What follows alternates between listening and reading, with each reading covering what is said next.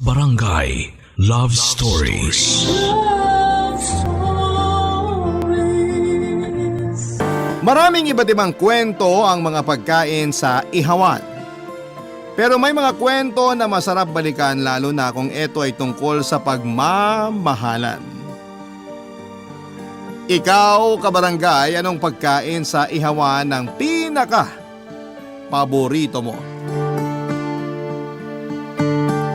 Dear Papa Dudut, maraming pagkain sa ihawan ang masarap at talaga namang nakakabusog. Pero marami ring kwento ang maaaring mabuo sa ihawan na ating madadaanan. Mga kwento na may maganda, masaya o minsan ay malungkot na katapusan. Pero palagi pa rin nakakapag-iwan ng aral sa buhay ng ibang tao. Hello Papa Dudut at magandang tanghali po sa inyong lahat. Just call me Cindy. 29 years old at nagtatrabaho bilang telemarketer dito sa Pangasinan.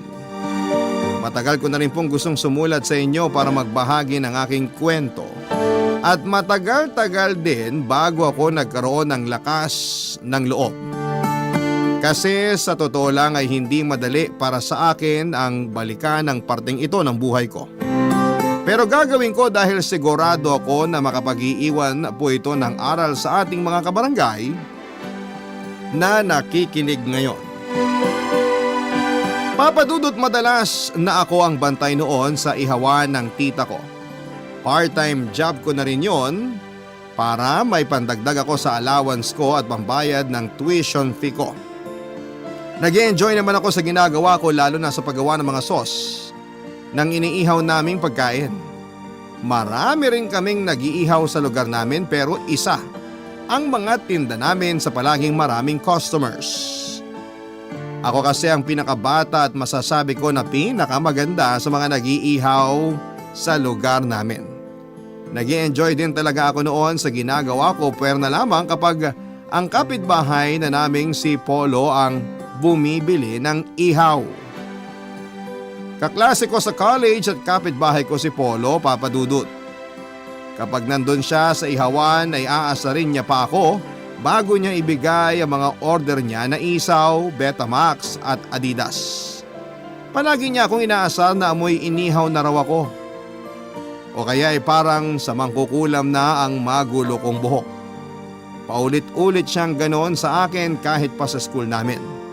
Kaya naisip ko para makaganda sa kanya ay ginawang ko ng special sauce ang mga ihaw na binili niya, Papa Dudut.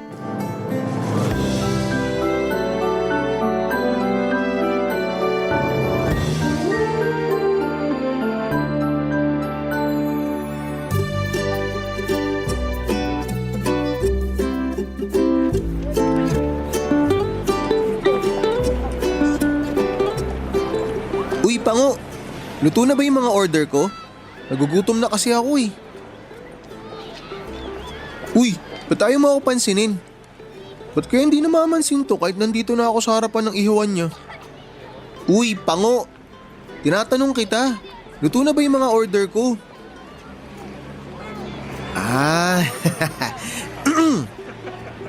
Cindy, luto na ba yung 3 isaw, 2 Betamax at 1 Adidas na pinaihaw ko kanina? Ayan! Alam mo naman pala ang pangalan ko kung ano-ano pang tinatawag mo sa akin.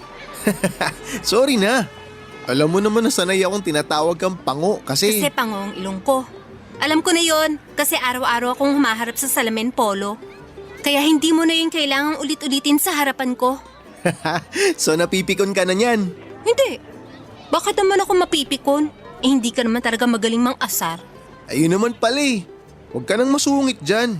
Ngumiti ka na para naman lumabas yung 2 dimples mo. Yun na nga lang nagpapakit sa'yo eh. Tapos ngayon inuuto mo naman ako. Eto kapag inaasar ko, naiinis. Kapag nagsasabi naman ako ng totoo, nagsusungit. Hindi ko na tuloy alam kung saan ako lulugar sa'yo eh. Ewan ko sa'yo. Teka, ilalagay ko lang sa plastic tong mga order mo na makaalis ka na dito sa harapan ng ihawan namin.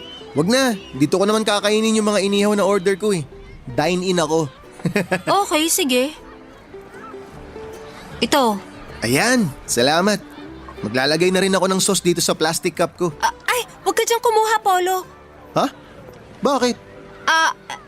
Kasi may ginawa kong special sauce. Ito ang bote oh. Parang bago nga yung sauce na yan ah. Ikaw ba mismo gumawa niyan? Oo. Weh, di nga. Oo nga. Kung ayaw mo nito, tatago ko na lang ulit dito sa may ilalim ng mesa para… Ito na nga oh, akin na yung bote. Maglalagay na ako ng gawa mong special sauce na yan dito sa plastic cup ko. Ayan naman pala, ang dami mo pang sinasabi. Parang ang daming sili nito ah. Hindi naman masyado. Sakto lang. O ito na yung bote ng special sauce mo. Salamat. Sasawsaw ko na rito yung isaw ko. Sige, para malasahan mo na sobrang sarap talaga niyan. Oo, ito na nga oh.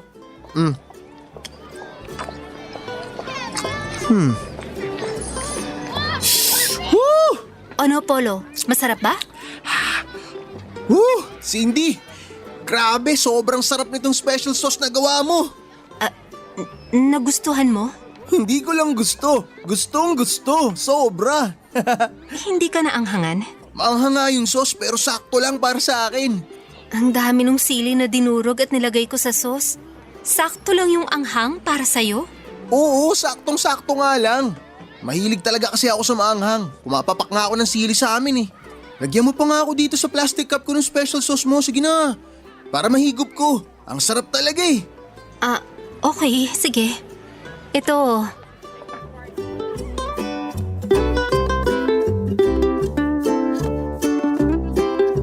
Papa Dudut, naiinis talaga ako ng araw na yon kasi sinadya ko na mas ang hanga ng sauce na para sa pagkain ni Polo. Gusto ko nagantihan siya sa mga pangaasar na ginagawa niya sa akin pero mas nagustuhan niya pala ang ginawa ko. Malay ko ba na mahilig pala siya sa maanghang kaya hindi rin ako nakaganti sa kanya, Papa Dudut. Tapos nang bumalik pa siya sa ibang araw para bumili ulit ng mga ihaw na tinda namin, ang special sauce ko kaagad ang hinanap niya. Ang sabi ko ay hindi na ako gagawa noon pero paulit-ulit siya nag-request. Kaya napilitan akong gumawa ulit ng ganong klase ng sauce. Mas inanghangang ko pa nga at mas nagustuhan pa ng loko. Mas naging madalas tuloy ang pagbalik niya sa ihawan namin para bumili ng isaw. Ang nakakatuwa lang sa nangyari ay nagsama pa siya ng ibang kabarkada at pinagyayabang niya na masarap ang special sauce ko para sa mga ihaw namin. At nang matikman nila ay karamihan sa kanila ay nagustuhan din talaga ang ginawa kong sauce, Papa Dudut.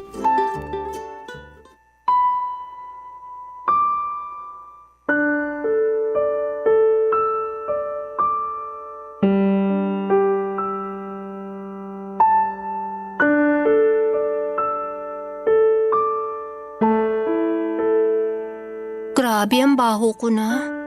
Maliligo muna siguro ako bago matulog. May usok na tong damit at buhok ko. Bakit mo naman kasi kami iniwan, mahal?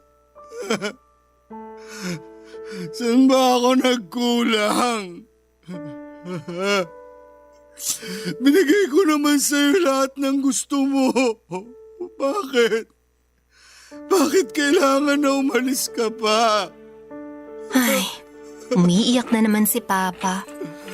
At mukhang lasing na naman siya. Miss na kita, mahal. Umuwi ka lang dito sa bahay. Kakalimutan ko na lahat ng ginawa mo. Magsisimula ulit tayo ng anak natin. Mamahalin pa rin kita ng paulit-ulit at walang hanggan. Pa? Anak. Mano po? Ay, kaawaan ka ng Diyos, anak. Kumain ka na ba? Hindi pa po, pero busog pa naman po ako. May ulam pa dyan sa ref natin. Nagluto ako ng adobong sitaw kanina. Gusto mo ba na ipaghain na kita? Hindi na po, pa. Busog pa po talaga ako, pero salamat po. Kayo po, kumain na po kayo? Hindi pa rin. Bakit hindi pa po kayo kumakain? Busog pa rin naman ako. Nagluto lang talaga ako kanina ng ulam para sa'yo. Busog po ba kayo o mas gusto niyo lang nalunurin sa alak ang sarili niyo? Ang dami na naman po nitong bote ng alak na nandito sa mesa. Ilalabas ko na lang po ang mga to mamaya.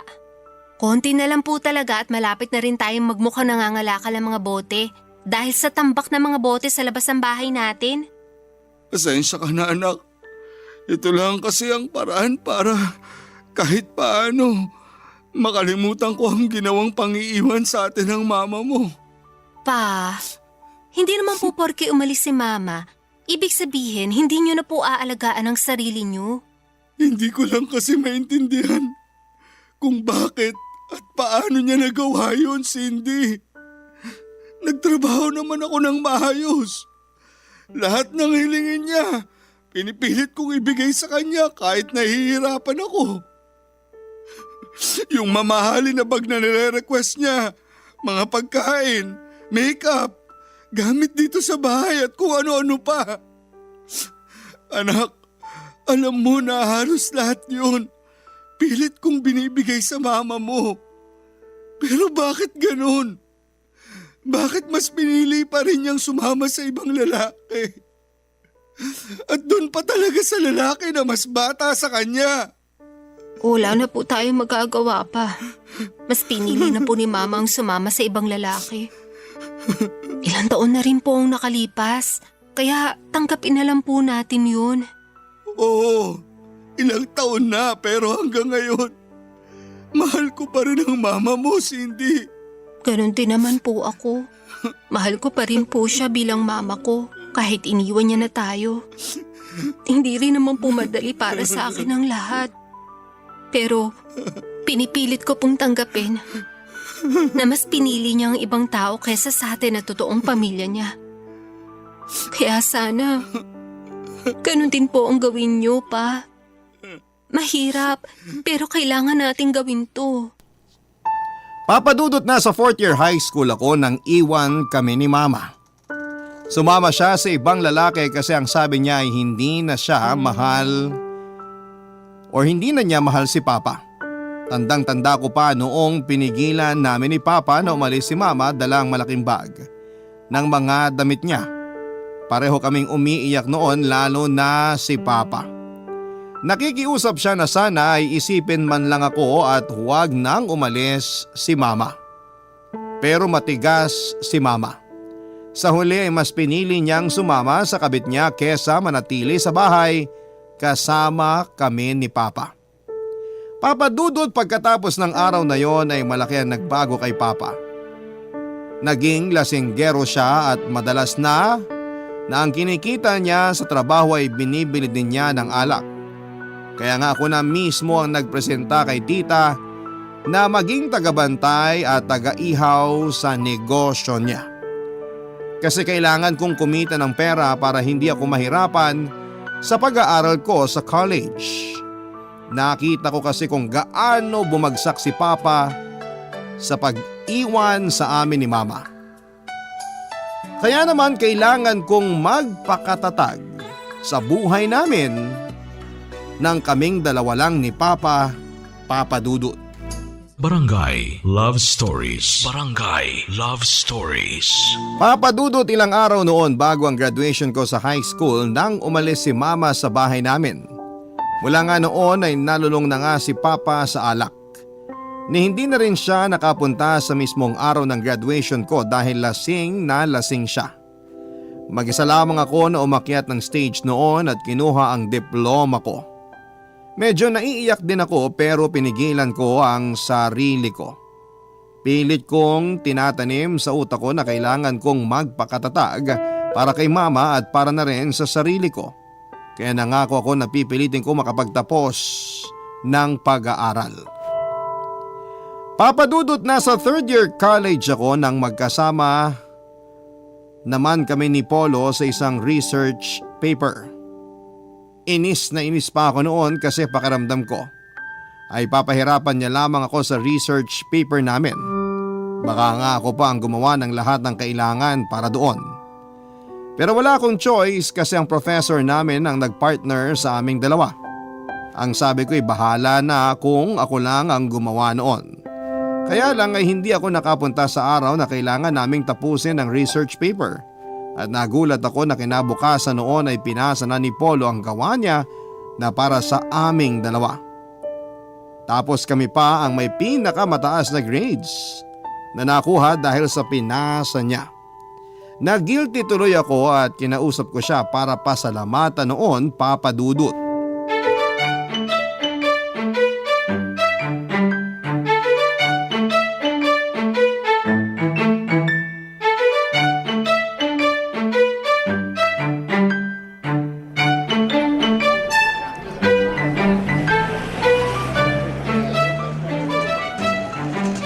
Grabe, Cindy. Ang sarap talaga nitong special sauce mo. Bagay na bagay dito sa isaw tsaka Betamax na order ko. Halata nga eh. Pangatlong order mo na yan, Polo. Buti at wala pa masyadong customer ngayon. Kaya naluto ko agad ang mga order mo na ihaw. Alam mo, pwede mong pagkakitaan tong sauce mo na to. Paano naman? Gawa ka ng maraming ganito tapos ibenta mo ng bote-bote. Sigurado ako maraming bibili nun. Naku, baka malugi lang ako kapag sinubukan ko yung sinasabi mo. Hindi ka malulugi, maniwala ka sa akin. Eh paano kung walang bumili? Eh di papakyawin ko lahat ng mga special sauce na gagawin mo. Napaka-supportive mo talaga sa akin, no? Sinasabi ko lang kasi nga the best talaga tong special sauce na ginagawa mo eh. Sigurado ako marami ang susuporta at magkakagusto sa lasa ng sauce na to. Nagre-request ka lang naman yata na igawa kita ng isang bote. O sige, gagawan na lang kita mamaya at ibibigay ko sa'yo bukas. Yun oh! Yan talaga hinihintay ko na sabihin mo kanina pa eh. Basta sabihan mo lang ako kung magkano mo ibibenta, willing to pay to. Babayaran ko lahat ng o-ordering ko sa'yo. Hindi mo na kailangan bayaran yun. Uy, hindi pwede yun. Business is business. Babayaran ko yun kasi alam ko na magbibigay ka ng extra effort para gawin yun eh. Ayos lang, Polo. Nung ginawa mo nga yung research paper natin, hindi mo naman ako siningil. Hindi mo naman kailangan bayaran yung ginawa kong yun. Ibang usapan yun. Basta pag negosyo, negosyo. Pero thank you ha. Hindi mo sinabi sa professor natin na ikaw lang mag-isang tumapos ng research paper natin. Bakit ko naman susuluhin yun? Eh mag-partner tayo. Kahit hindi ka nakapunta nung araw na yun, isasama ko pa rin talaga pangalan mo pagpasa ko. Pero ano nga pala yung emergency na sinasabi mo kaya hindi ka nakapunta nung araw na yun? Ano kasi? Ayos lang kung hindi ka komportable na sabihin sa akin yung dahilan. Naiintindihan ko naman yun. Na-ospital kasi si Papa. Sinubukan niya na gawa na masama ang sarili niya. Nang umuwi ako galing sa school noon, nakita ko siyang nakahandusay sa sahig dun sa may sala. At nagkalat ang iba't ibang gamot sa tabi niya. Pinagsabay-sabay pala niyang inumin lahat para ma-overdose siya. Hala, ganun? Pero kumusta naman siya ngayon? Mas maayos na siya ngayon. Bukas pwede na siya makalabas ng ospital. Mabuti na lang daw talaga at nakita ko siya agad. At tinulungan ako ng mga kapitbahay na maisugod siya sa ospital.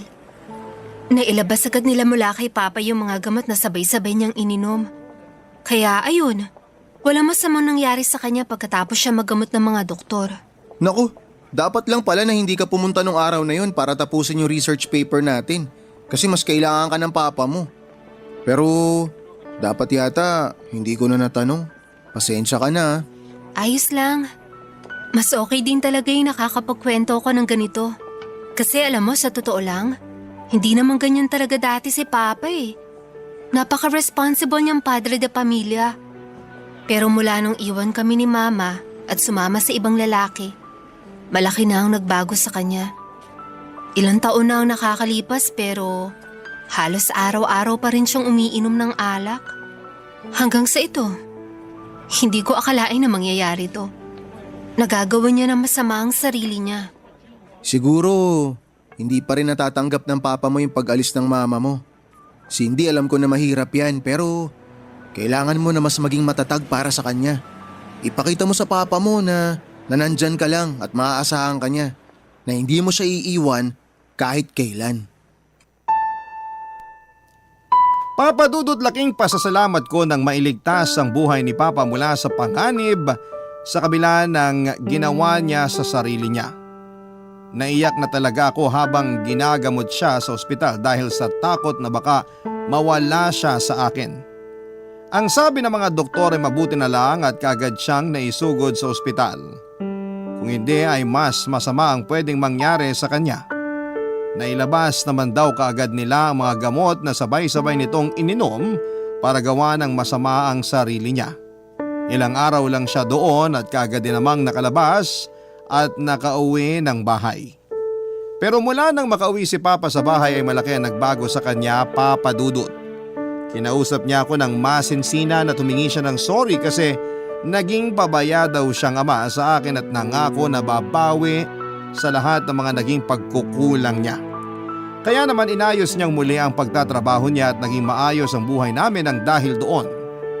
Kasunod noon ay nagsimula nang maging malapit kami ni Polo sa isa't isa hanggang sa sabihin niya sa akin na manliligaw na siya, Papa Dudut.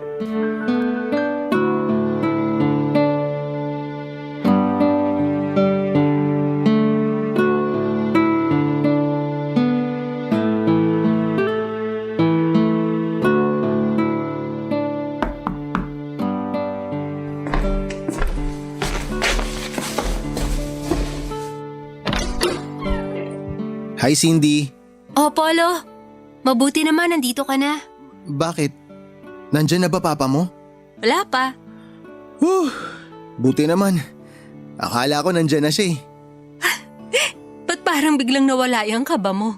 Uy, hindi naman ako kinakakabahan. Weh, kahit sabihin ko na nasa kusina na siya? Hindi nga. Nandyan na siya? Joke lang. Wala pa talaga siya pero siguro pa uwi na yon. Lika, pasok ka na. Salamat. Maupo ka na dyan sa sofa. Sige. Sakto, kasi katatapos ko lang magtimpla ng juice. Ay, eto nga pala oh. May dala akong ensaymada. Nakalimutan kong iabot. Lapag ko na dito sa mesa. Itatanong ko na nga sana kung ano yung paper bag na dala mo eh. Nawala sa isip ko na hawak-hawak ko pala yan kanina. Kasi akala mo nandito na si Papa sa bahay. Alam mo, Polo, huwag ka na masyadong kabahan kasi mabait naman yun si Papa. Basta ipakita mo lang sa kanya na malinis ang intensyon mo sa panliligaw mo sa akin. Cindy, malinis naman talaga ang intensyon ko sa'yo. Umpisa pa lang, sinabi ko na sa'yo na seryoso talaga ako sa panliligaw ko. Ayun naman pala, wala tayong magiging problema kasi makikita at mararamdaman naman ni Papa kaagad yan. Magaling siyang bumasa at kumilala ng personality ng isang tao. Basta magpakatotoo ka lang para makuha mo rin agad ang tiwala niya. Oh, may nagbukas ng gate sa labas. Hala? Malamang si Papa na yon. Huwag ka masyadong kabahan ha. Oo naman. Hindi talaga ako kakabahan.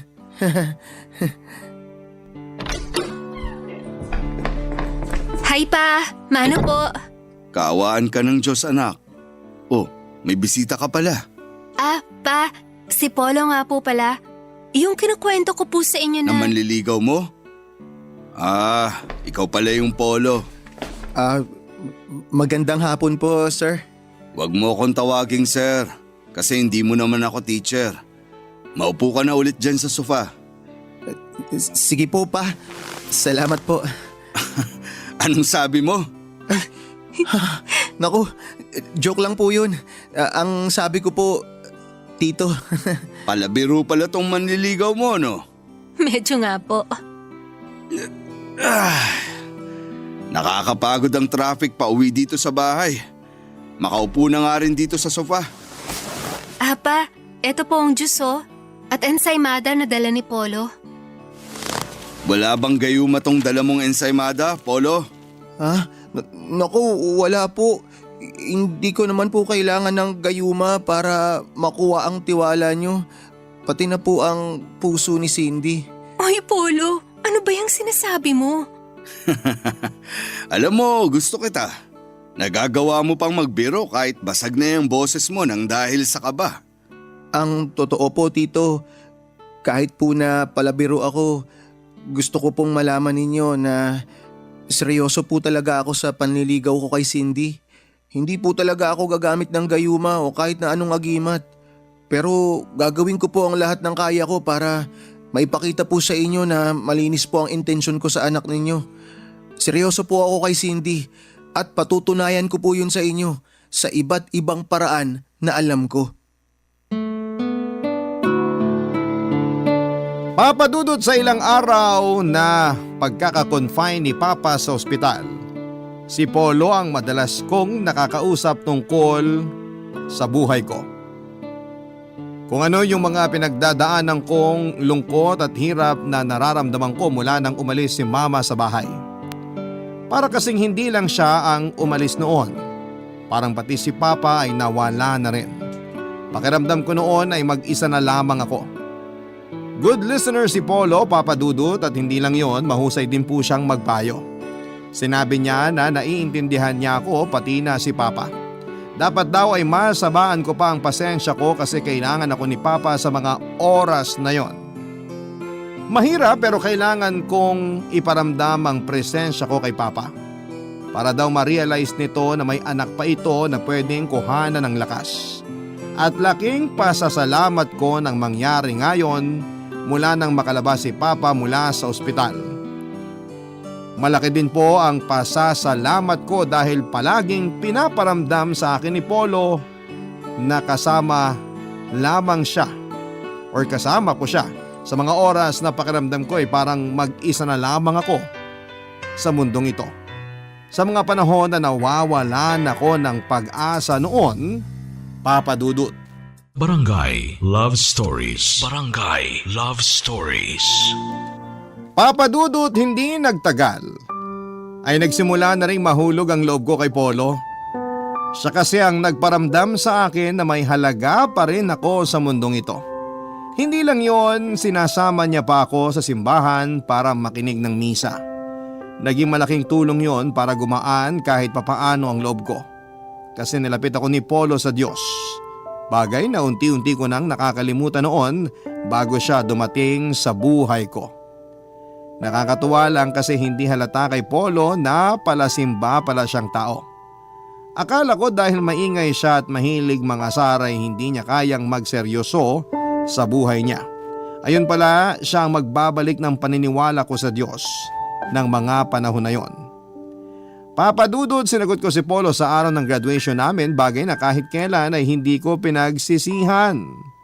Kasi naging tapat siya sa relasyon namin at wala siyang ibang pinaramdam sa akin noon kung hindi puro pagmamahal lamang. Ang sarap pala talaga sa pakiramdam kapag natagpuan mo na ang taong nakalaan para sa iyo, Papa Dudut.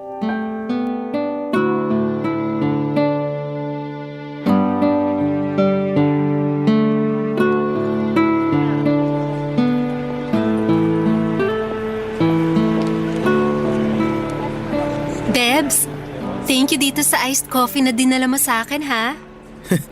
Walang anuman, Bebs. Pero okay lang ba talaga na lumabas ka saglit dito para kausapin ako? Tsaka kunin niya ang iced coffee mo? Oo naman. Kasi may 15 minutes na break ako bago ko simulan ng overtime ko. Pero alam mo, dapat hindi ka na nag-abala pang dumaan dito sa may office namin. Si Bebs talaga oh. Kahit kailan hindi ka naging abala sa akin. Kahit out of the way ang opisina namin pauwi sa bahay nyo. Oo naman. Kahit maipit ka sa traffic ng 2 oras. Kasi pinuntahan mo pa ako dito. Kahit hindi pa ako makauwi sa bahay namin. Ayos lang sa akin. Basta makita lang kita ngayong gabi. Since nasabi mo sa akin na may 2 oras kang overtime ngayon, kaya dinalaan kita ng paborito mong iced coffee. Yan kasi ang nagpapagising sa'yo tsaka nagbibigay ng lakas para lalo ka sipagin, di ba? Oo, kaya lang may kulang eh. Ha? Ganon? Ano pang kulang? Siyempre, yung mahigpit na yakap ng bebs ko. Yun lang pala eh. Huli ka, yakapin kita ng mahigpit na mahigpit. Ay, sarap naman ng yakap ng bebs ko. Sisipagin talaga ako nito sa overtime ko sa trabaho. Aba dapat lang. Ang sarap ko kayang yumakap. Sobrang sarap, bebs. Kung pwede nga lang, hindi na ako umalis pa sa pagkakayakap mo sa akin. Sabi ko naman sa'yo, Bebs hintayin ko na lang matapos overtime mo. Wag na, kasi 2 oras pa yung nakaplot na overtime ko. Marami naman ako matatambayan sa paligid. May convenience store dun. Marami ring mga fast food dito, kaya mahihintay talaga kita. Pero maiinip ka lang sa paghihintay na gagawin mo sa akin. Bebs, kahit kailan, hindi ako maiinip basta ikaw ang hinihintay ko. Ito naman ang daming baon na hirit. Pinapakilig mo lang ako eh. Nagsasabi lang naman ako ng totoo. Gusto talaga kitang makasama sa lahat ng oras. Pero alam ko naman na meron tayong kanya-kanyang priorities. Kaya okay lang talaga sa akin na maghintay na matagal kung alam ko naman na yung kapalit konting oras na magkakasama tayong dalawa. Alam mo kasi, Bebs, sa bawat minuto na kausap o kasama kita, walang kapantay ang saya na nararamdaman ko. Hindi ko maipaliwanag talaga pero sobrang saya ng puso ko, ganun. Tsaka alam ko naman na napapansin mo na yun talaga yung gusto kong palaging iparamdam sa'yo. Yung walang kapantay na pagmamahal ko para sa'yo, Bebs. Teka, ba't ba ako naiiyak sa mga sinasabi mo ngayon, Bebs? Oo nga, pati tuloy ako medyo naluluha na rin. Ewan ko ba? Ay, Dapat kinikilig ako at natutuwa. Pero hindi ko na napigilan ang mga luha ko. Bebs, salamat ha. para saan? Para dyan sa kape? Hindi lang para dito sa kape. Kung hindi, para sa lahat ng oras na minahal mo ko. Alam mo, mula nang maging close tayo noon dahil sa special sauce na ginawa ko para sa'yo, nagsimula magbago ang pananaw ko sa buhay ko. Mas naging maayos ang lahat sa sarili ko. Kaya salamat. Salamat kasi dumating ka sa buhay ko. Naalala ko pa, Papa Dudut, nung araw na sinagot ko ang panliligaw ni Polo. Halos maluha siya nang sabihin ko sa kanya na girlfriend na niya ako at boyfriend ko na siya. Hindi siya makapaniwala noon at niyakapan niya ako ng napakahigpit para maramdaman niyang hindi siya nananaginip lamang ng araw na yon. Nangako rin siya noon na kahit kailan ay hindi niya ako lolokohin, sasaktan at wala siyang ibang gagawin kung hindi paramdam sa akin ang tunay na pagmamahal. Tinupad ni Polo ang lahat ng mga pangako niya, Papa Dudut. Lalo na nga nang magsimula na kaming magkaroon ng kanya-kanyang trabaho. Siya ang palagi nagpaplano ng mga bagay na para sa celebration ng date namin. Marami rin siyang plano para sa future namin. Palagi siyang excited na pag-usapan ng hinaharap. Sabi ko nga ay i-enjoy muna namin ang buhay binata at dalaga namin. Pero palagi niyang sinasabi na mas ma-enjoy niya ang buhay niya kapag mag-asawa na kami. Nang gabi na yon, Papa Dudut, ay kakaiba ang pakiramdam ko lalo na nang sabihin ni Polo kung gaano niya ako kamahal. Hindi ko alam kung bakit pero pareho kaming naluha ng mga oras na yon at nang umalis nga siya para bumili ng pagkain para sa food trip namin sa apartment niya ay nagsimula akong hindi mapakali. Lalo na nang hindi na ako makatanggap ng text o tawag mula sa kanya. Hanggang sa isang tawag mula sa mami niya ang natanggap ko pagkalipas ng isang oras. Naaksidente raw si Polo. Bumangga ang sinasakyan nitong motor sa isang malaking truck.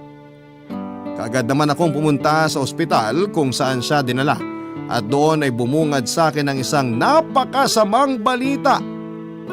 Nakomatose ang lalaking pinakamamahal ko, Papa Dudut.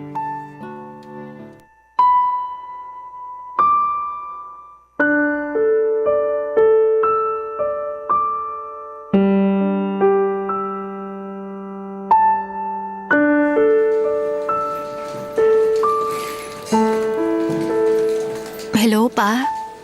Nandito na po ako sa ospital. Oh, akala ko ba uuwi ka muna dito sa bahay pagkatapos ng trabaho mo? Dito na po ako dumiretso. Pero wala ka pang maayos na pahinga, anak. Ayos lang po ako. Huwag po kayong mag-alala sa akin. Paano ako hindi mag-aalala? 2 linggo nang nakakonfine dyan sa ospital si Polo. At 2 linggo ka na rin na walang maayos na pahinga. Halos 1 oras lang yata ang itinutulog mo kapag umuwi ka dito sa bahay. At mas madalas nandiyan ka sa ospital. Pa, gusto ko lang po kasi na sa oras na magising na si Polo, ako po yung kauna-unahan niyang makikita. Gusto ko pong malaman niya na hindi ako umalis sa tabi niya, na binabantayan ko siya at hindi ako napagod na alagaan siya. Gusto ko pong maramdaman niya na kahit kailan, hindi na wala ang pagmamahal ko sa kanya. Pero anak, paano kung hindi na siya magising pa? Pa, magigising po si Polo. Naniniwala ako na magigising siya at makaka-recover agad siya. Matutupad namin ang lahat ng mga plano namin. Tutuparin namin lahat ng mga pangarap na binuo naming dalawa. Pero anak, Sige na po, Pa. Kailangan ko na pong ibaba tong tawag. Kasi papasok na rin po ako sa loob ng kwarto kung saan nakakonfine si Polo. Mag-usap na lang po tayo mamaya. Bye po.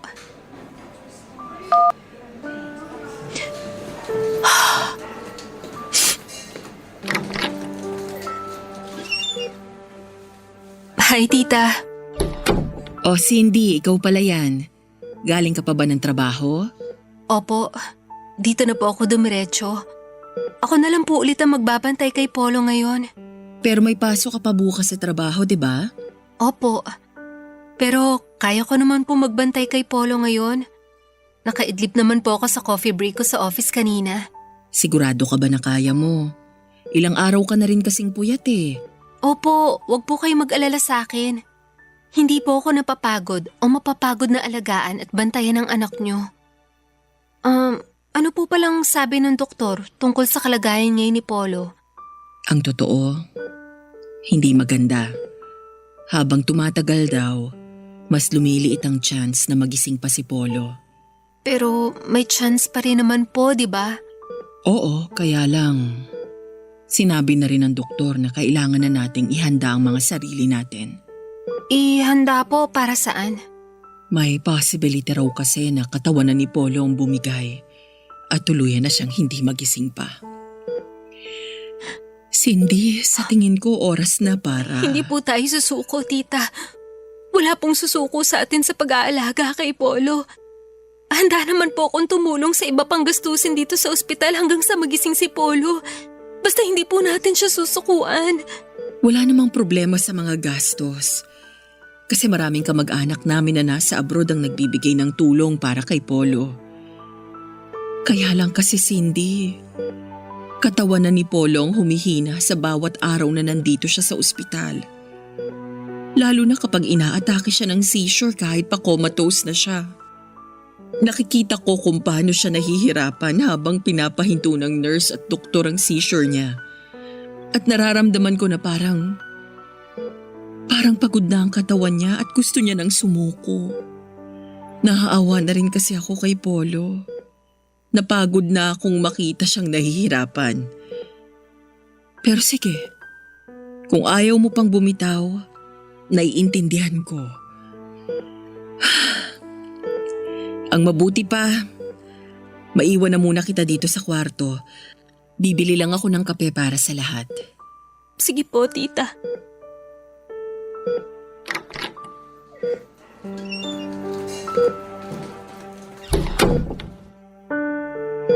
Polo, babes. Alam ko na naririnig mo ako at nararamdaman mo na hawak ko ngayon ang kamay mo. Babes, gusto kong malaman mo kung gaano kita kamahal. Sa mga oras na to, sobrang hirap na hirap ako kasi hindi ko alam kung bakit kailangan na mangyari to sa'yo. Bakit kailangan na mangyari to sa relasyon nating dalawa? Ikaw ang anghel ko, diba? Pero bakit kailangan na mahirapan ka ng ganito? Bakit ikaw pa? Polo, palagi mong sinasabi sa akin na lahat ng nangyayari sa buhay natin may dahilan. Na kahit sobrang hirap intindihin, kailangan kong magpakatatag sa lahat ng oras. At kung talagang nahihirapan ka na, sige, tatanggapin ko na. Papalayain na kita. Kung naririnig mo ako ngayon, gusto kong malaman mo na kahit sobrang sakit para sa akin, tatanggapin ko na. Pinapalaya na kita.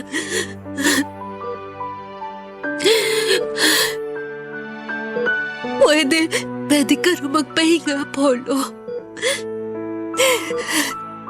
Mahal na mahal kita, tatandaan mo yan. Mahal na mahal kita, Polo. Mahal na mahal.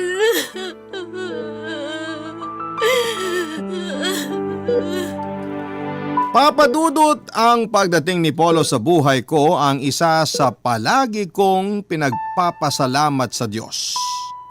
Kasi malaki talagang naging impact ng presensya niya para bumalik ang kumpiyansa ko sa sarili ko. Malapit na rin kasi akong bumagsak noon, sa totoo lang.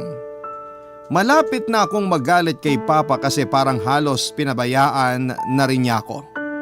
Malapit na akong magtanong sa Diyos kung bakit parang sunod-sunod ang pagsubok na ibinibigay niya sa akin. Pero nang pinakilala niya sa akin si Polo ay doon ko mas naintindihan ang buhay. Nasa oras na parang susuko na tayo ay may isang tao na darating at magbibigay muli ng dahilan para magpakatatag tayo. Pakiramdam ko nga noon, Papa Dudut, ay parang anghel si Polo sa buhay ko. Kasi nang maging malapit kami sa isa't isa, kasunod noon ay ang pagbabago ni Papa. Yung sinimulan na niyang ayusin ang buhay niya para sa akin. Nagsisisi raw siya na pinaramdam niya sa akin na parang pati siya ay nawala na mula nang iwan kami ni Mama. Kaya ginawa niyang lahat para makabawi siya sa akin. Muli niyang inayos ang pagtatrabaho niya at pinatigil niya na rin ako sa pagtitinda sa ihawan para mas makapag-concentrate ako sa pag-aaral. Naalala ko tuloy noon ang sinabi ni Polo, Papa Dudut, na hindi ko dapat sukuan si Papa kasi darating ang araw na marirealize nito na pwede pa nitong kuhanan ng lakas ang presensya ko. At yun nga ang nangyari noon. Dahil muling pinaramdam ni Papa ang pagmamahal niya sa akin, Papa Dudut. Tama si Polo na kahit kailan ay hindi ko dapat sukuan ang magulang ko. At dapat ay hindi rin ako nawawala ng pananampalataya at tiwala sa may kapal kasi walang pagsubok ang ibibigay sa atin kung hindi natin kakayanin na malampasan. Ayun nga lang, minsan talaga ay paulit-ulit na susubukin ang katatagan natin bilang isang tao, Papa Dudut. Nung malaman ko na nakomatose si Polo at napakaliit lang ng tsansa na muli siyang magising. Sinabi ko sa sarili ko na kahit kailan ay hindi ko siya susukuan. Hindi ako bibitaw at mapapagod na alagaan siya hanggang sa magising siya at makasama ko ulit siya. Pero habang tumatagal, nakikita ko na rin na nahihirapan ang katawan niya, lalo na kapag inaatake siya ng seizure kahit pa sa comatose stage siya. Kaya naman gumawa ako ng napakahirap na desisyon noon. Sinimulan kong tanggapin na kahit kailan na hindi na siya magigising pa. Grabe nga eh. Kasi noong huling beses na kinausap ko siya at sinabi ko na pinapalaya ko na siya, isang oras lang ang lumipas ay tuluyan na siyang nagpaalam sa amin. Pumanaw siya dahil sa cardiac arrest at hindi na muli pang nailigtas ng mga doktor ang buhay niya. Mahirap, sobrang hirap. Pero pinilit kong tanggapin na wala na si Polo, Papa Dudut. Alam ko kasi na hindi niya gugustuhin ang patuloy akong magpakakulong sa kalungkutan. Alam ko na mas pipiliin niyang umalis na kahit papaano. Tanggap ko nang hindi ko na siya makakasama pa. Hanggang ngayon, kahit na ilang taon na ang nakakalipas mula nang pumanaw siya, ay naiiyak pa rin ako. Nandito pa rin ang kirot sa dibdib ko na siguro nga ay mababawasan sa bawat paglipas ng taon. Pero kailanman ay hindi na mawawala pa. Ang mahalaga naman ay alam ko at natutunan ko ng muling maging matatag kahit na hindi ko na siya kasama pa. Papa Dudut, maraming salamat po kung sakali mang mabasa ninyo ang sulat ko. Umaasa ako na kahit papaano ay may inspirasyon at aral itong naiwan sa ating mga kabarangay. Dito ko na rin po tatapusin ang sulat ko. Ang inyong forever kapuso at kabarangay, Cindy. Nagustuhan ng iyong napakinggan? Ituloy yan via live stream sa www.gmanetwork.com/radio. Barangay LS 97.1 Forever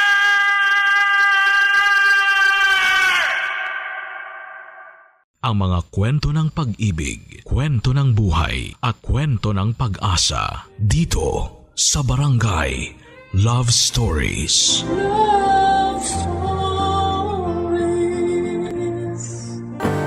Parte na ng buhay ang pagkabigo at mga kalungkutan. Ngunit hindi lamang ang mga ito ang magdidikta sa ating kapalaran dahil ultimo masasalimuot na bagay ay may katapusan. Ikaw, kabarangay, sinubukan na ba ng pagkakataon? Dear Papa Dudut, naranasan niyo na ba na mabigo sa pag-ibig? Up to the point na hindi na kayo naniwala sa kapangyarihan ng pana ni Cupido dahil kota na kayo sa heartbreak. Ako kasi ay oo at tinanggap ko na lamang talaga na hinding-hindi na ako makakatagpo ng matinong lalaki na mapapangasawa.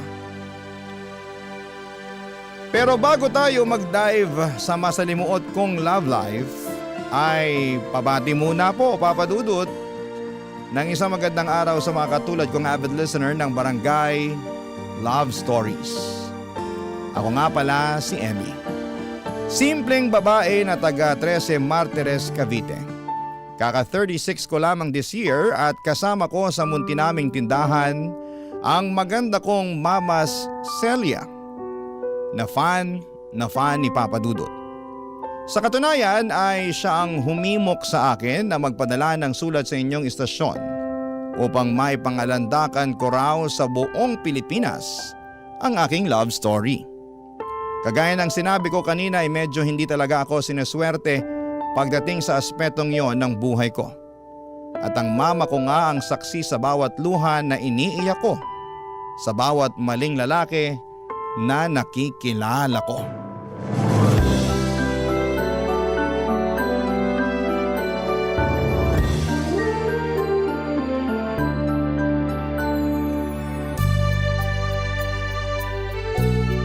Grabe, Chiki! Ang galing mo talaga mag-organize ng surprise birthday party.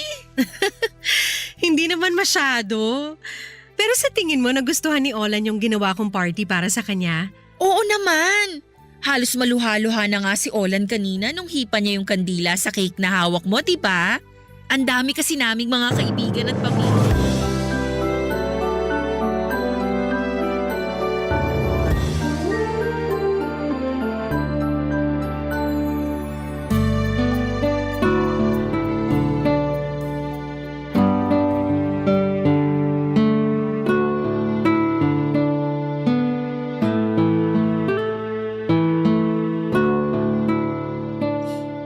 Tapos ayun, nagkahulihan na kaming tatlo. Oh, ano nangyari? Siyempre nagalit ako. Gustong-gusto ko siyang sampalin. Pero pinigilan ko lang yung sarili ko kasi di niyo naman ako pinalaking bayolente, di ba? Oo, pero pag agrabyado ka na, dapat lumaban ka pa rin. Ay naku, kung ako yan, hindi lang sampal ang aabutin sa akin ng tukmol na yon. Baka pag pira-pirasuhin ko pa sila ng babae niya. Naisip ko nga rin yan pero emosyonal na talaga ako nung time na yun, ma. At saka, imbis na gawin sa kanila yun, di iniyak ko na lang. Pero nagawa ko pa rin naman siyang papiliin kung ako ba o yung babae niya. Kaso, yung babae niya yung pinili niya. Tahan na anak. Baka pag may pumasok na customer, mapagkamalan kang inaabuso dyan. Akala ko ba naka-close yung signage ko sa lunch break? Ay, oo nga pala. Ay, oo siya, sige na. Umiyak ka lang dyan. Ilabas mo lang lahat-lahat ng hinanakit mo kaysa naman maipon pa't bumigat ang dibdib mo. O, nandito lang ang mama mo. Kakampi mo ako. Salamat, ma. Pero ang sakit-sakit lang talaga eh. Akala ko kasi siya na, pero hindi pa rin pala. Akala ko iba siya sa 3 kong ex na niloko lang din ako. Pero mas masawal pa pala siya. Sobrang sakit ng ginawa niya sa akin, ma. Durog na durog ang puso ko. Hindi lang naman ikaw ang tininaydor ng tukmol na yon. Ako rin na nanay mo. Kasi naniwala ako at nagtiwala sa intensyon niya at pagmamahal sa'yo. Tapos kamukat-mukat sasakan ka lang pala niya ng husto. Aba, iharap mo sa akin yung lalaking yan para makita niya hinahanap niya. Pati mata niya, lalatayan ko. Wag na, ma. Ayoko na nga siyang makita eh. Kahit sandali lang, maiganti lang kita. Wag na po. Pabayaan na lang natin na makarma siya pati yung babae niya. Minsan mabagal ang karma, kaya dapat unahan na natin. Manaman eh. Di ko alam na may pagka-agresibo pala kayo. Agresibo lang naman ako kapag anak ko nang inaagrabyado, no? Alam ng tatay mo yan nung nabubuhay siya. Tatahi-tahimik lang ako sa tabi pero pag pamilya ko na ang inaape, ipapasilip ko sa mga hudas na yun ang pintuan ng impyerno. Silip lang ha kasi hindi ko naman sila pwedeng patayin. Kumalma na po kayo, ma. Okay na ako. Nahimasmasan na ako kasi naiyak ko na lahat eh. Salamat din po, ma, kasi lagi kayong nakikinig sa drama ng buhay pag-ibig ko. Wala namang kaso yun kasi nanay mo naman ako. Pero naaawa ako sa'yo dahil lagi na lang ganyan ang nangyayari sa buhay pag-ibig mo. Mabait ka namang bata at walang inaapakang tao. Kaya bakit ba pagka malas-malas mo sa mga lalaking nakikilala mo? Ewan ko nga po kung bakit eh. Pero baka sign na po to na tigilan ko ng pakikipagkilala at pagbo-boyfriend kasi baka hindi talaga ako para sa pag-aasawa. Ibig mong sabihin ayos na sa'yong tumandang dalaga. Wala naman po sigurong problema doon, diba? Wala nga, pero hindi ba pwedeng magpabuntis ka na lang? Kahit wala na yung asawa kasi sakit lang naman sila ng ulo mo eh. Tsaka para lang may apo na ako, anak. Ewan ko sa inyo, ma. Kung ano-ano na lang sinasabi niyo. Biro lang. Hindi ko naman nilalahat na manlolokong mga lalaki. Meron pa rin namang mga kagaya ng tatay mo na loyal talaga sa asawa. Kaya lang dahil sa sobrang bait nung taong yun maagang kinuha sa atin ng Diyos. Pero ayun nga, naniniwala ako na makakatagpo ka rin ng matinong lalaki. Yung mamahalin ka ng tunay, aalagaan, irerespeto at siya na rin nawang makakasama mo hanggang pagtanda mo. Ay nako, suntok na lang po siguro sa buwan kung mangyayari pa yun. Basta ako, sinusumpa kong hindi na ako mai-inlove para hindi na rin ako masaktan.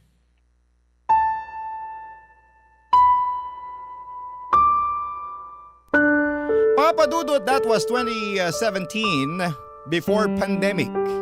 28 years old na ako noon at kaunting split at tumbling na lamang ay malapit nang lumagpas sa kalendaryo ang aking edad. Nakaapat na boyfriend na rin naman ako simula makapagtapos ako sa kolehiyo pero lahat sila ay may common denominator. At yon ay ang pagiging unfaithful nila. Kaya nga pagkatapos ng huli kong heartbreak ay sumumpa ako sa harapan ng nanay ko with matching pa-cross my heart pa na hindi ako mai-in love. Kaya naman binuhos ko na lamang ang lahat ng panahon ko sa munti naming negosyo. Mayroon kasi kaming mini grocery at bigasan. Kami lang ng mama ko ang namamahala noon simula nang namatay ang papa ko at yun na talaga ang main source of income namin. Lalo na noong nag-resign ako sa trabaho matapos kong ma-burn out. Sa kakailangan din kasi ni mama ang aking tulong. Mabilis na lumipas ang 5 buwan.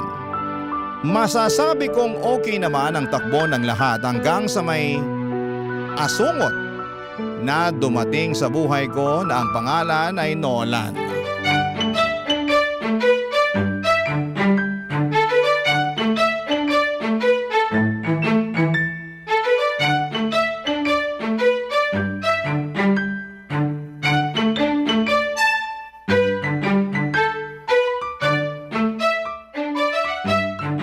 Pabili po ako ng soft drink, tenderang maganda. Pwede bang bumili ka na lang ng walang kasamang daldal? Dami mong sinasabi. Akin na yung soft drink mo. Ipapunch ko na.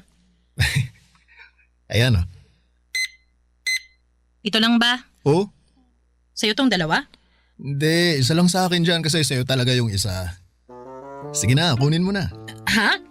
Bakit binilhan mo pa ako? Gusto ko lang. Libre ko yan sa'yo, tanggapin mo na.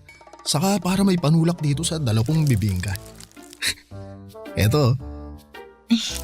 Para sa akin talaga to. Oo. Dumaan kasi ako sa palengke kanina tapos naalala ko na paborito mo yung bibingka kaya bumili ako para dalhan ka. Sakto, 3:00 na ng hapon, pang merienda mo. Ikaw talaga. Nag-abala ka pa. Tss, wala yun, ikaw naman. Saka alam mo naman na masaya ako pag nakikita kang kumakain, di ba? Bigla na lang ako nabubusog. Naku! Ang corny mo naman. Pero salamat dito Na-appreciate ko. Pero ang dami naman ito. 3 bibingin ka pa talaga. Kasi kay mama mo yung isa.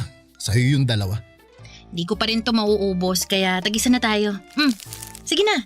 Kunin mo na to kasi mukhang wala kang pambara dyan sa soft drink mo Sige na nga, pero pwede ba akong magmerienda rito sa tindahan nyo para sabay na tayo? Ay, pwede. Para naman hindi na malungkot tong anak kong kumakain mag-isa. Ma, hindi naman ako malungkot Sus! Malungkot ka kaya kapag wala si Nolan. Ay sige na, doon na muna kayo sa may loob kumain. May mesa doon. Ako na muna magkakaharito. Doon na.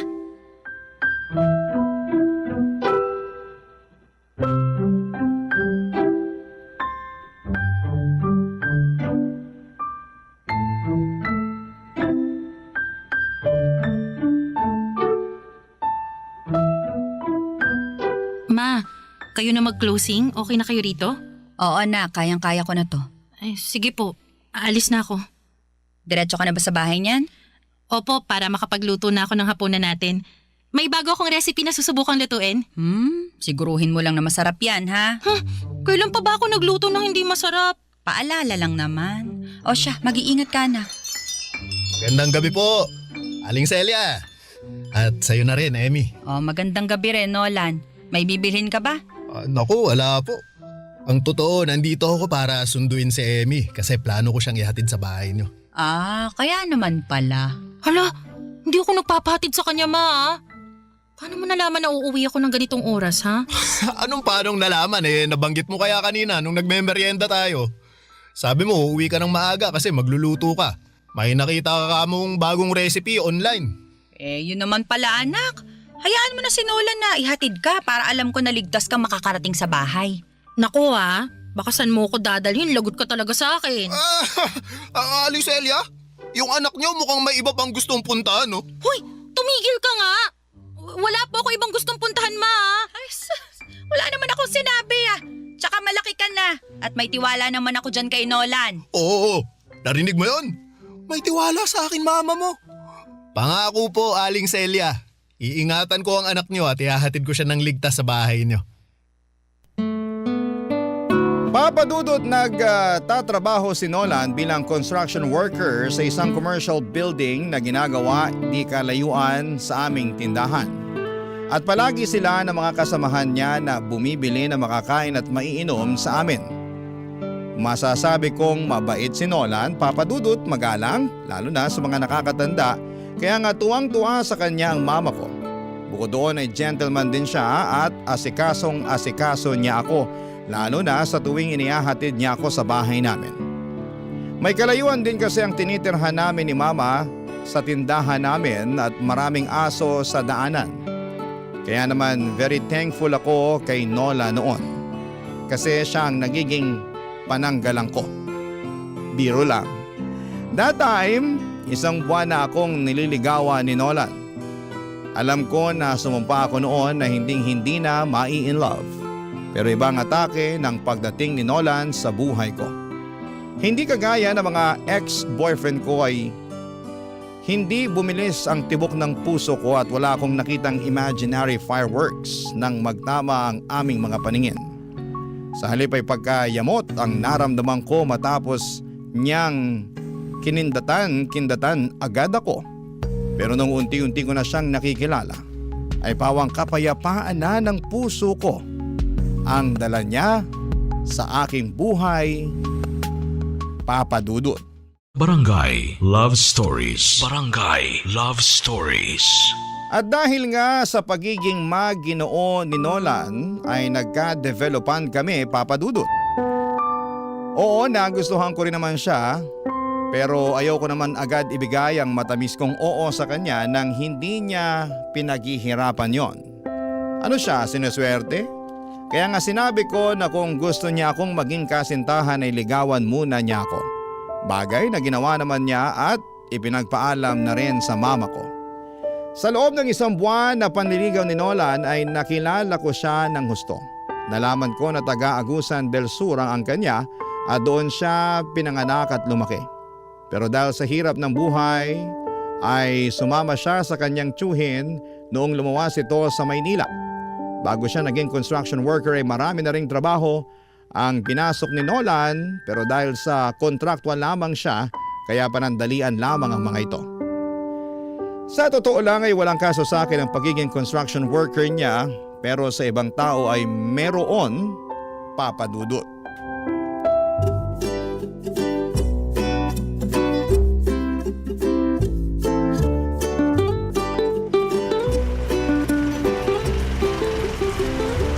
Buti naman naisipan mo na sumama sa amin ng mga tropa natin. Hirap mo na mayayain lumabas sa totoo lang. Kaya ito, sinundo na kita para wala ka ng kawala. Grabe naman yung parang wala na akong kawala, Mon. Pero mas grabe ka kasi daig mo pa yung artista sa hirap mong hanapan ng bakanting oras para mailabas. Miss ka na namin kakwentuhan, no? Miss ko na rin naman kayo. Kaso, alam mo naman na walang katulong si Mama sa tindahan namin, di ba? Buti na nga lang nandyan yung pinsang ko na kinuha muna niyang tindera kasi gusto raw mamasukan ngayong bakasyon. Kaya ito, may oras na ako para lumabas. Buti naman. Emmy! Emmy! Hello? Ay, sino yon? Oh, Nolan! Ikaw pala! Nolan? Sabi na, ikaw yan eh. Papunta na sana ako sa tindahan nyo para makita ka pero ikaw ang nakita ko rito ngayon sa kalsada. May pupuntahan ka ba? Oo, meron nga. At saka kasama ko si Mond, kaibigan ko. Mond, si Nolan. Nolan, si Mond. Ay, hello. Bale, lalabas kami at kikitain yung iba naming kaibigan. Ah, ganun ba? Sayang, may dala pa naman ako suma, no? Merienda sana natin eh. Naku, pasensya ka na ha. Ikaw na lang muna magmerienda mag-isa. Sa susunod na lang tayo kumain ng sabay. Ah, sige, sige. Basta mag-iingat kayo at enjoy sa labas nyo, ha? Salamat. Balik na ako dun sa mga kasamaan ko. Sila na lang sabayan kong magmerienda. Okay, bye! Bye! Nakakaloka ka, friend. Ha? Bakit naman? Sayang yung suman, tsari. Luka-luka to. Pero di mo sinabi may kilala ka palang construction worker. Pero base sa usapan nyo, mukhang di lang kayo basta magkakilala. Dinalang ka pa niya ng merienda. Sayang, may alista, yes. Hindi ko pala nasabi sa'yo na may manliligaw ako. Kilala rin naman na siya ni Mama. OMG! Ano bang klaseng reaksyon yan? Nagtanong ka pa talaga? Ikaw, ano ba nakain mo? Ba't nagpaligaw ka pa sa lalaking yun? Bakit? May mali ba doon? Meron! Kasi hello, sigurado ka bang walang asawa yan? Di naman sa nilalahat ko Pero ibang mga construction worker, pamilyado na. Oh, sure ka ba sa mukhang yon? Mukhang babaero, friend. Grabe ka naman kay Nolan. Nagsasabi lang ako ng totoo. Para sa kaalaman mo, marangal ang trabaho niya. Tsaka, single siya katulad ko. Tingin mo papayag ako magpaligaw sa kanya kung pamilyado na siya? Isip-isip din, friend, ha? Nag-iisip ako, no? Nag-iisip ka nga. Puro naman masasama.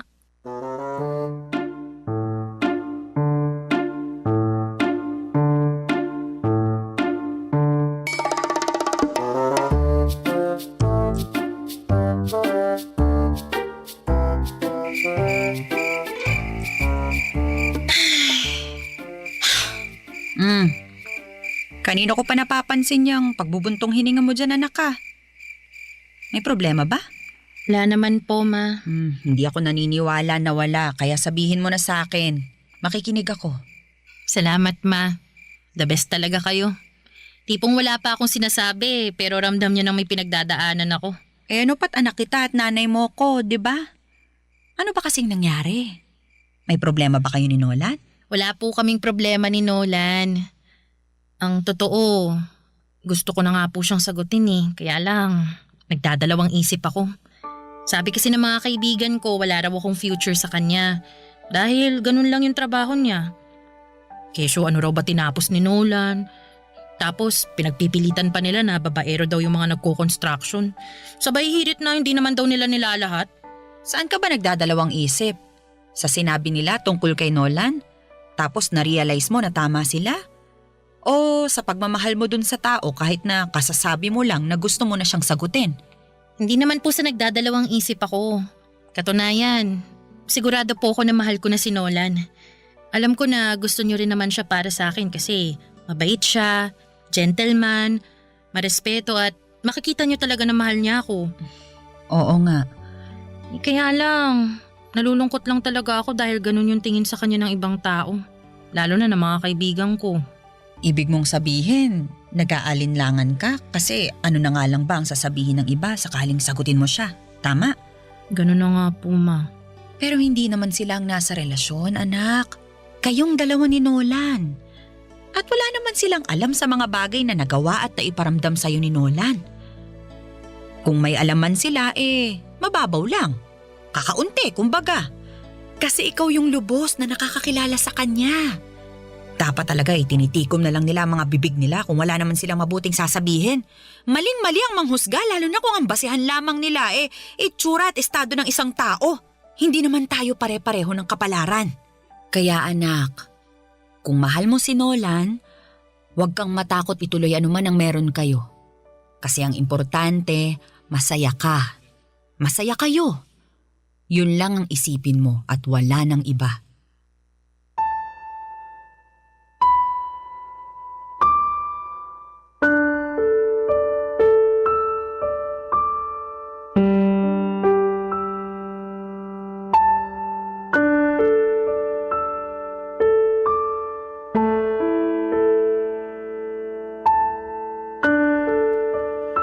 Papadudot mga kabarangay, kahit kailan talaga ang nanay ko ang laging kakampi ko sa lahat ng aspeto ng aking buhay. Nariyan siya para bigyan ako ng gabay. Alam ko sa aking puso na hindi ko na lang basta nagugustuhan si Nolan dahil mahal ko na siya. Kaya nga malaki ang pasasalamat ko sa aking mama kasi sinuportahan niya ako sa plano kong pagsagot kay Nolan upang maging boyfriend ko. Makaraan ng 2 buwan simula nang maging kami, ay nag-live-in na rin kami matapos niya akong mabuntis.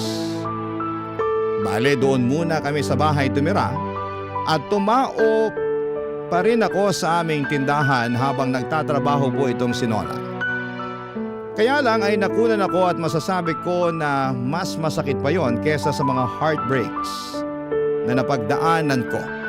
Taong 2019 ay sinubukan ulit naming makabuo ni Nolan pero sa pangalawang pagkakataon ay nawala na naman sa amin ang anak namin. Sobrang sakit, Papadudot, dahil bilang isang ina na 2 beses namatayan ng anak ay durog na ang puso ko. Bukod sa mama ko ay saksi rin si Nolan sa aking pagdadalamhati, Papadudot.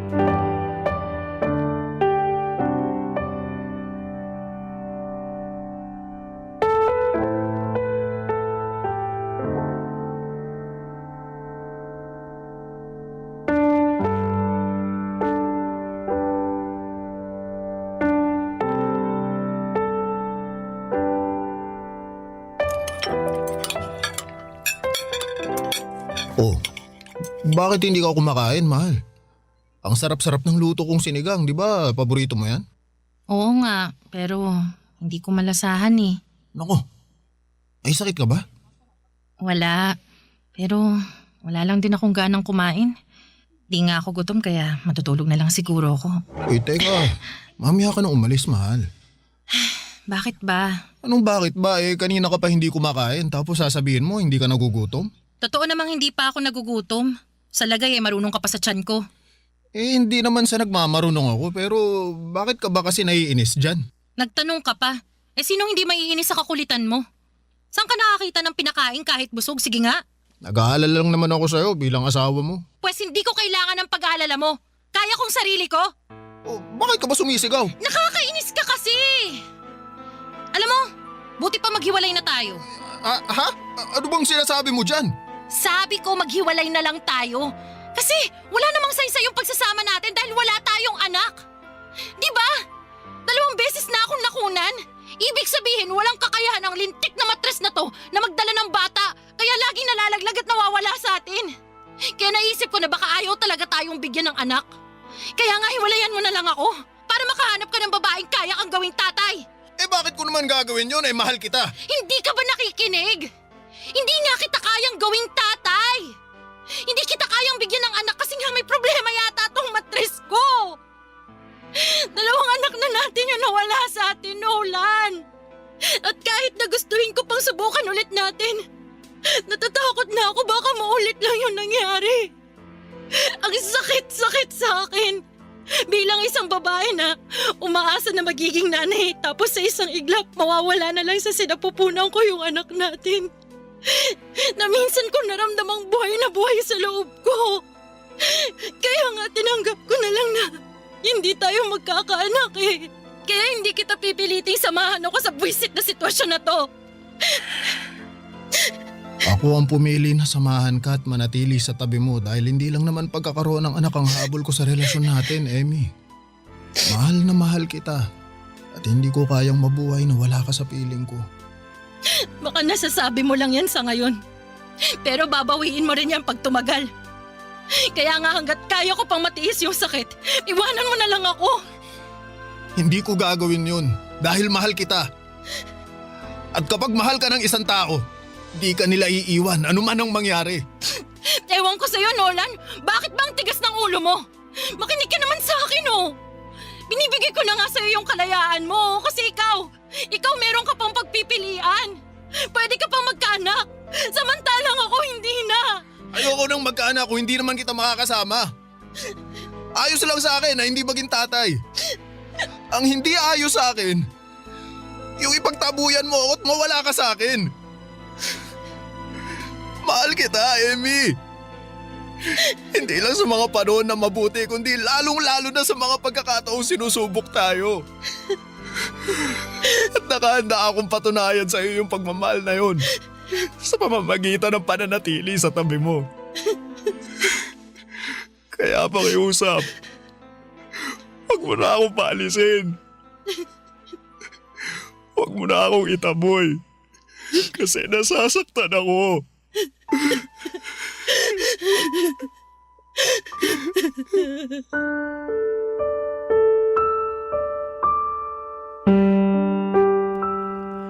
Papa Dudut, kahit kailan ay hindi ko pinagdudahan ang intensyon at pagmamahal sa akin ni Nolan. Alam ko na malinis yon at mapagkalinga, kaya nga ibinibigay ko sa kanya ng buong buo ang puso ko, ngunit lalo ko lamang napatunayan ang pagmamahal ni Nolan noong subukin na kami ng pagkakataon. At habang dumaraan ako sa pagluluksa ay alam ko na ganon din siya bilang tatay ng mga bata. Kaya nga hindi kami umalis sa tabi ng isa't isa. Bagkos ay kinabig namin ang aming sarili upang damayan ang bawat isa. Noong taong ding yon, makalipas lamang ang 3 buwan ay nagpakasal kami ni Nolan, Papa Dudut.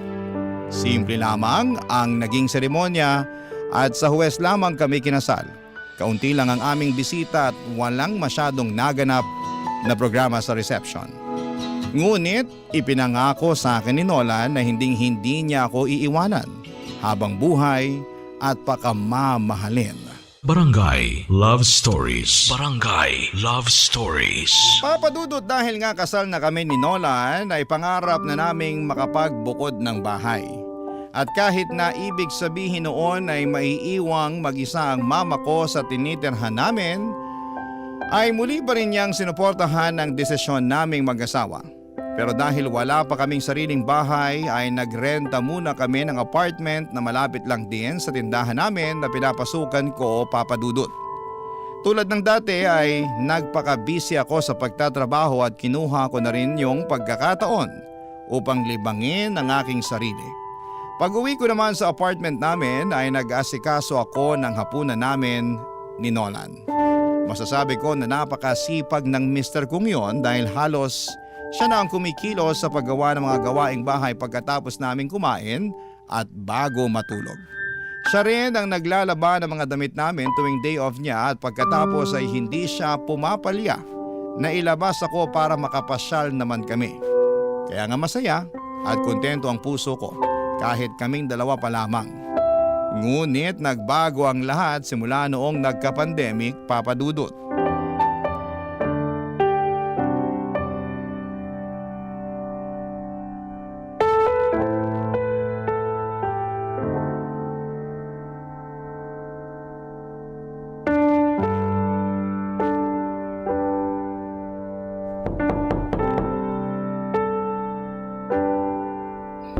Nandyan na.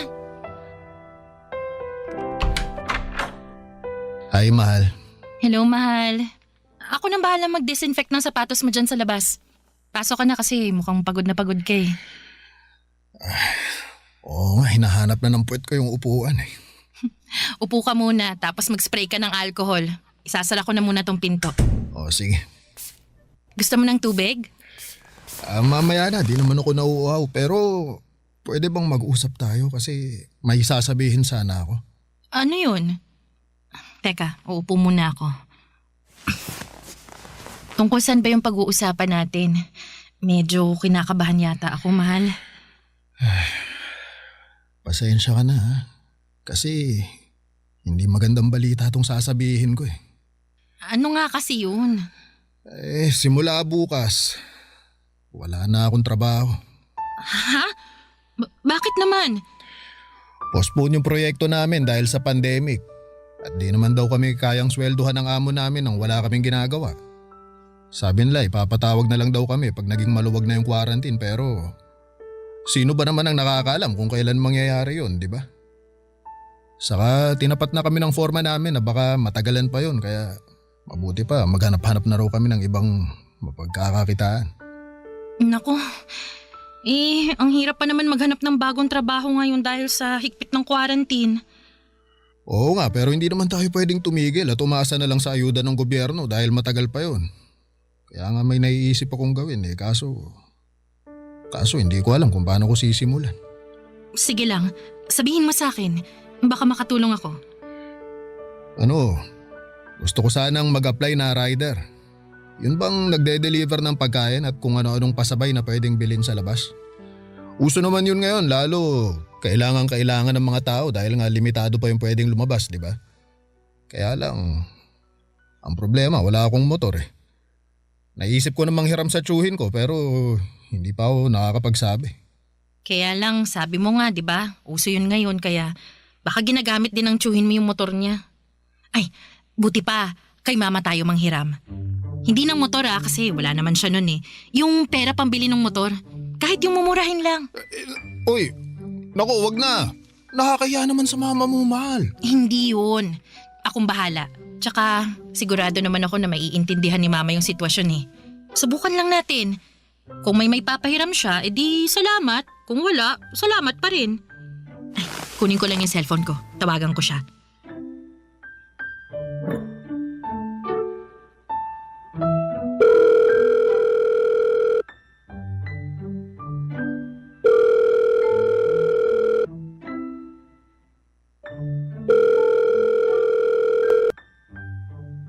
Hello, Nak. Hello ma, kumusta po kayo? Ayos naman ako dito. Kayo ba dyan? Nako, ayos lang din naman po pero may problema kasi kami. O ano yun? Nawalan po ng trabaho yung asawa ko gawa nitong pandemic. Pero plano niya sanang maging delivery rider.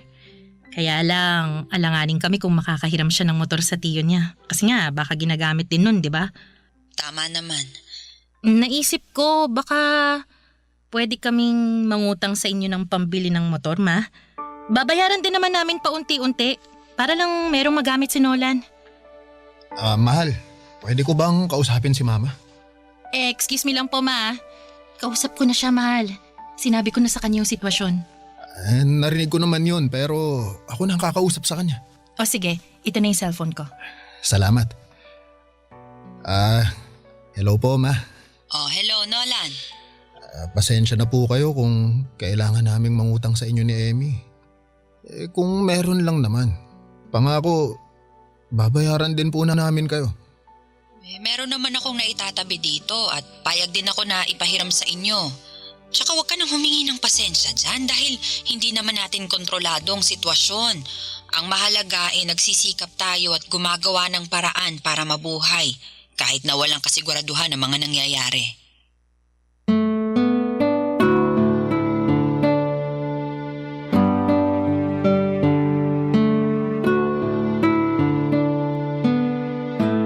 Papadudot malaki ang naging epekto ng pandemic hindi lang sa amin ngunit sa karamihan ng mga Pilipino na naghahanap buhay. Naparalisa talaga nito ng husto ang kabuhayan natin, ngunit hindi nawala ng pag-asa ang asawa ko dahil madiskarte siya. Malaki rin ang pasasalamat ko sa aking nanay na nagpahiram sa amin ng pera upang maipambili niya ng motor na siyang ginagamit niya sa pagdi-deliver. Sobrang sipag at tiyaga ng asawa ko sa ginagawa niya. Kaya bilib na bilib ako sa kanya. Laging sinasabi sa akin ni Nola na gagawin niya ang lahat. Maibigay lang sa akin at sa magiging anak namin ang aming pangangailangan.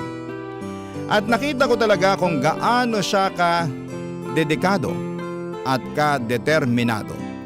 Bagay na lagi kong pinagmamalaki sa mama ko.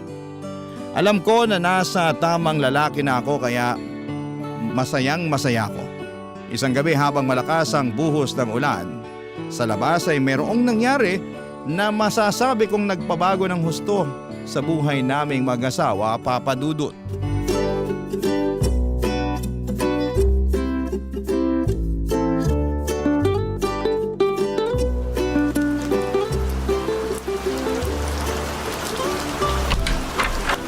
Ay naku!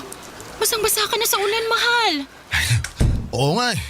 Ang lakas, hindi kinaya ng kapote ko kaya umuwi na lang ako. Sayang tuloy yung extra na kikitain ko. Hayaan mo na muna yun kung ganyan naman kadelikado sa labas. Tsaka siguradong wala rin namang o-order dahil maaawa naman sila sa mga rider na susuong sa napakalakas na ulan na yan, no? Ay, teka. Kuha ko ng tuwalya para makapagpunas ka na.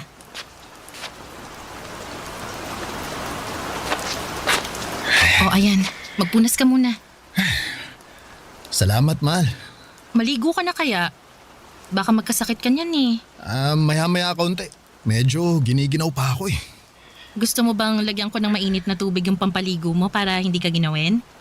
Pwede naman pero ako na lang ang gagawa. Kaya ko na yan. Sus, yun lang naman.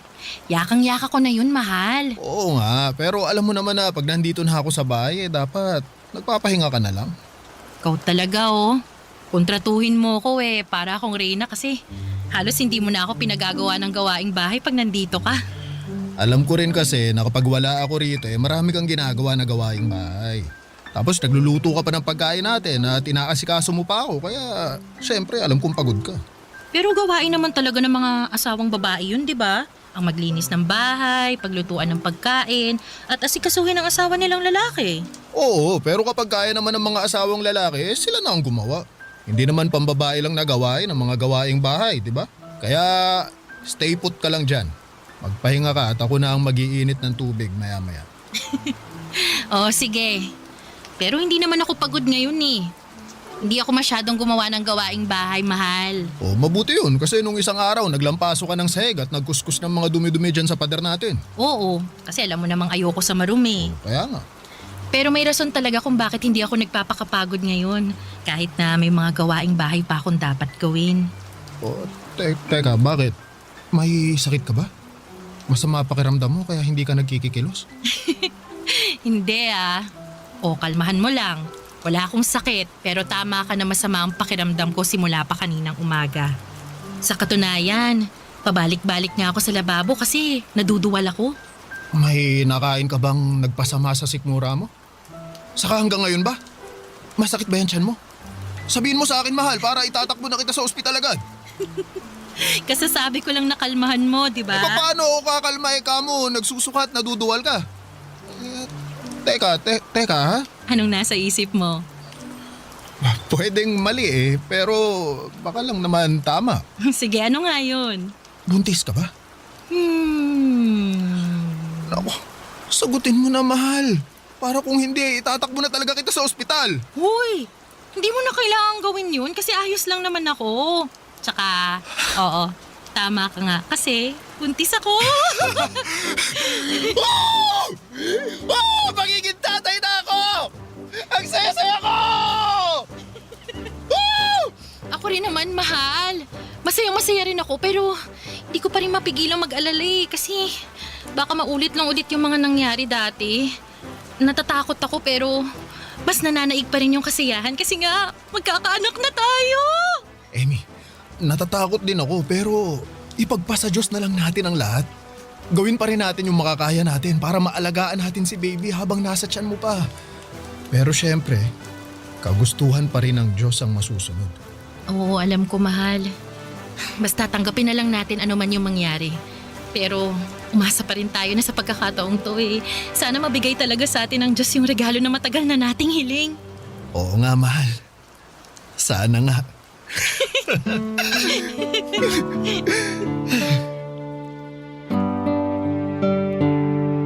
Papa Dudut, hindi naging madali ang pagbubuntis ko at todo-todong pag-iingat ang ginawa ko upang hindi mawala sa amin ang aming anak.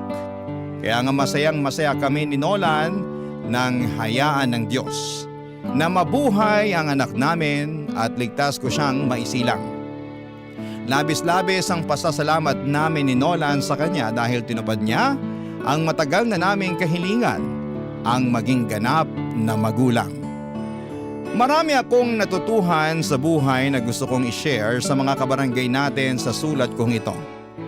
Nasa kabila ng lahat ng mga kabiguan na pinagdaraanan natin, ay meron pa rin pagtatagumpay na kahit gaano katagal ang ating hinihintay, pinagkakaloob yon sa atin ng may kapal sa tamang panahon. Kagaya na lamang ng baby namin ni Nola na matagal ding naming hiniling. Mayahalin tulad ko siya sa isang espesyal na padala ng Diyos dahil siya ang regalo niya sa amin. Hanggang dito na lamang po ang sulat ko, Papa Dudut. Maraming salamat. Sakali pong mapili po ninyong i-ere sa Barangay Love Stories ang aming kwento. God bless and more power sa inyong istasyon. Ang inyong kapuso at kabarangay forever, Emmy. Nakakaantig naman talaga ang ating kwento. Ikaw ba, kabarangay? Nakarelate ka ba sa story natin ngayon? Kwentuhan naman tayo dito sa comment section.